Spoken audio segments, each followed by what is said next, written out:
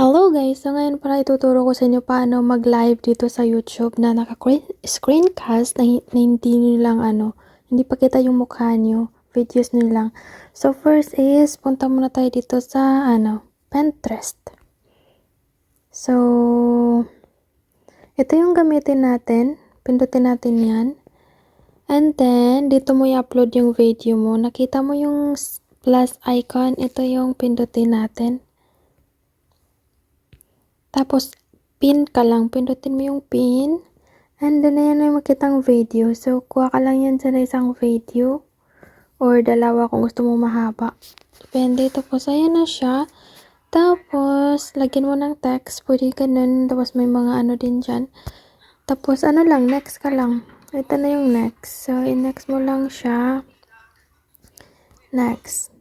Tapos, create na siya. Ito na yung create. Tapos na siya agad. Tapos, punta tayo sa YouTube. Na-post ko na to, so hindi ko na talaga siya So, punta tayo sa... Punta tayo sa YouTube. So, ito yung YouTube ko. So, nakita niyo yung plus icon. Katulad lang din kung mag-live tayo, diba? Ito lang din. Kung mag-live tayo, same lang din. And then, pindutin mo yung live. Ay, mukha. Tapos, nakita niyo dito sa baba, meron siyang screencast. So, ito na yun siya. So, pindutin mo lang yan dito. Ayan siya. So, ito yung pindutin natin. And then, yung advanced settings for monetization. And then, ito siya. It's not for kids. And then, title mo. So, ayan na siya. Tapos, i-next mo lang.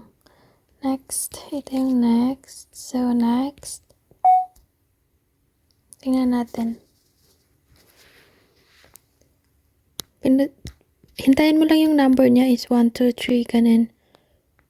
And then, ito yung lumabas. So, makikita niya pala kung ano yung, mo, tinitingnan mo dito sa, sa screen mo. So, mag-ingat ka, baka may makita yung mga viewers mo na private.